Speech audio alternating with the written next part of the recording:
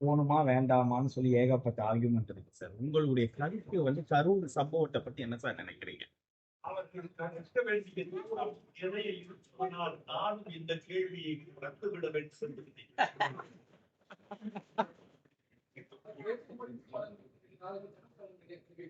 அப்படியெல்லாம் இல்லை. ஆதரவு என்பது நல்ல படம் சரியில்லாத படம் என்பதை தான் ஆதரவு என்கிற தமிழ் படம் பிறமொழி படம் வேறுபாடு இருப்பதாக நினைக்கவில்லை. ரசிகர்களுக்கு பிடித்தால் பார்க்கிறார், வீட்டுக்கு வந்து பார்க்கிறார், குடும்பத்தோடு பார்க்கிறார். ரசிகருக்கு பிடிக்கவில்லை என்றால் நிறுத்திக் கொள்கிறார்.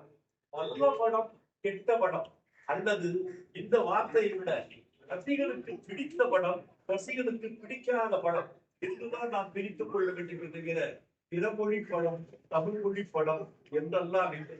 தக்காளி எங்கு விளைந்தார் என்ற சரியான பதத்தில் இருந்தால் அது பெற்றோர் தக்காளியோ தர்மபுரி தக்காளியோ தேனி தக்காளியோ தேவையில்லை. ஆந்திரா தக்காளியோ தக்காளி நன்றாக இருந்தால் ரசம் நன்றாகவே இருக்கும்.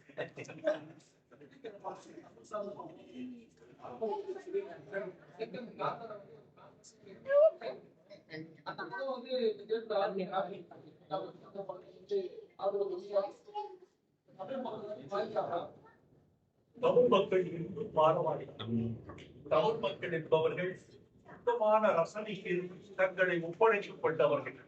வந்தாரையெல்லாம் வாழ வைக்க வேண்டும் என்பது அவர்களுக்கு விதியல்ல. வந்தவர்களில் நல்லவர்களை வாழ வைப்போம் என்பதுதான் தமிழர்களின் விதி. எனவே இந்த படங்களின் வெற்றி அல்லது தோல்வி என்பது ரசிகர்களின் மனநிலையை பொறுத்து என்கிற படங்களின் நிலையை பொறுத்தது. பாடல்கள் நிறைய தமிழ் வார்த்தைகள்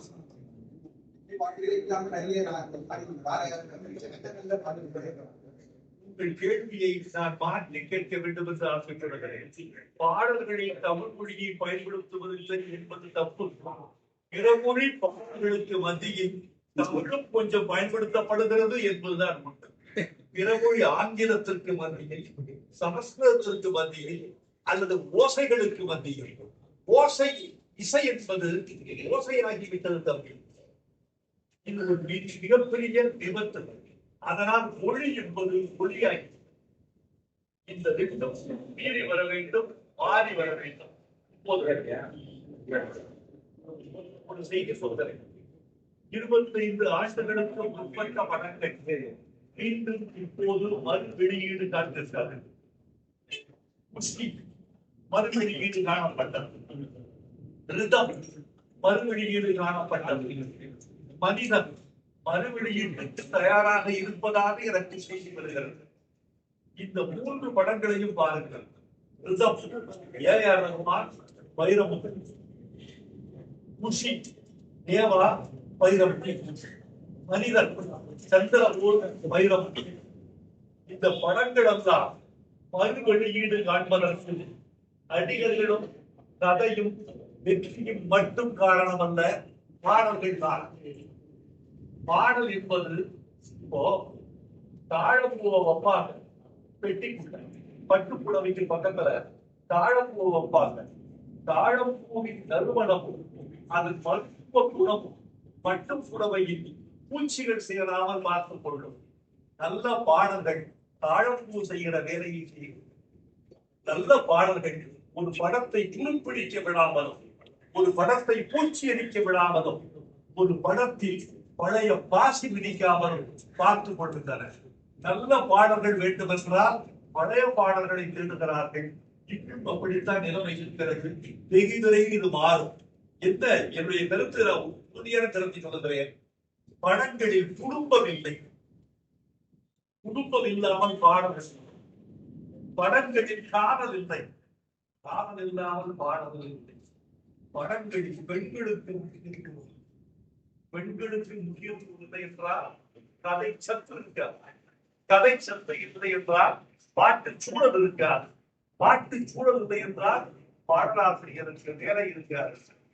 இசையமைப்பாளரோ ஒரு ஒளிப்பதிவாளரோ வரிகளை எழுதிக் கொண்டு அதை நிரப்பிவிட்டு போக முடிகிற சூழல் வந்து விடுகிறது.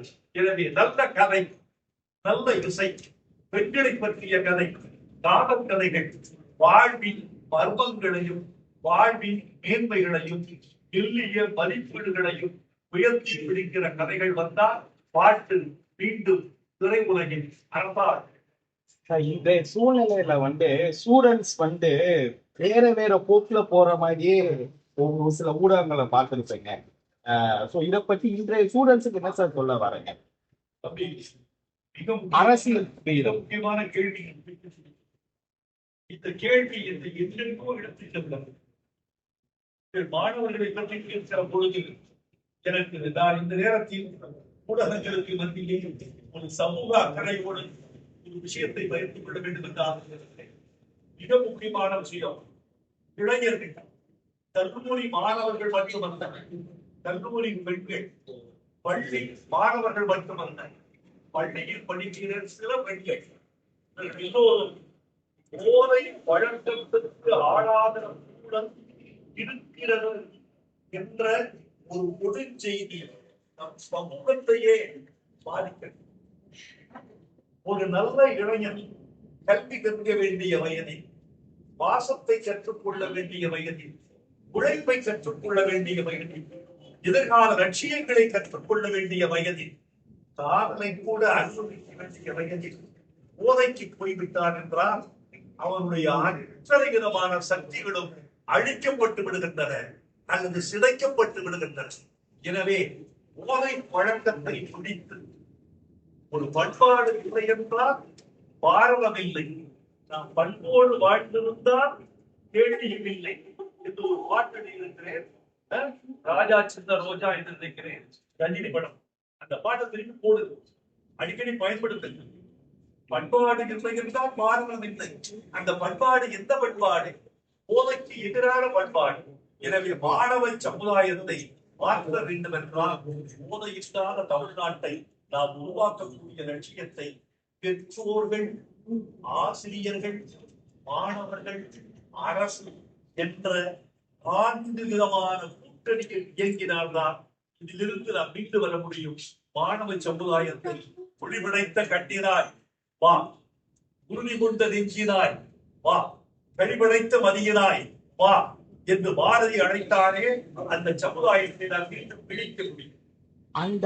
அந்த மாணவர்கள் இந்த அரசாங்கம் தேவையில்லை, வேற ஒரு அரசாங்கம் தேவை அப்படின்னு சோசியல் மீடியால ஏகப்பட்ட பேர் ஒரு சில நபர்களை பத்தி பேசுறாங்க.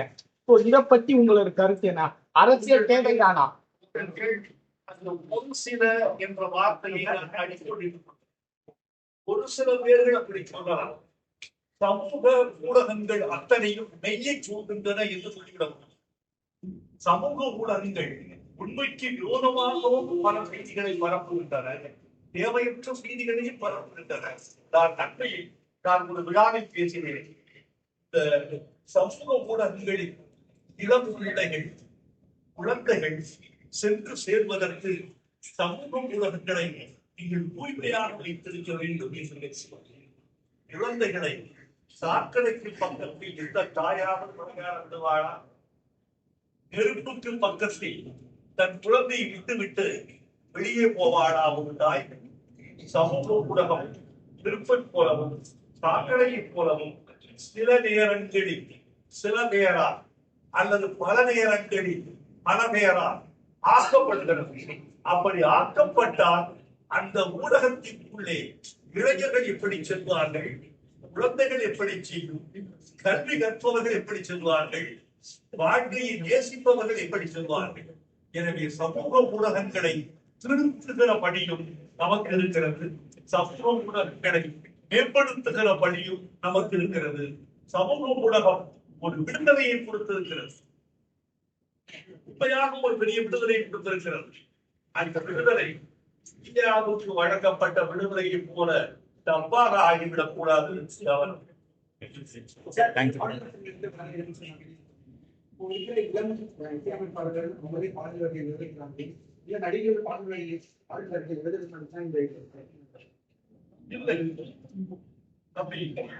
ஒரு இசையமைப்பாளருக்கு ஒரு கவிஞன் இருக்கக்கூடாது, ஒரு நடிகருக்கு ஒரு பாடகன் இருக்கக்கூடாதா?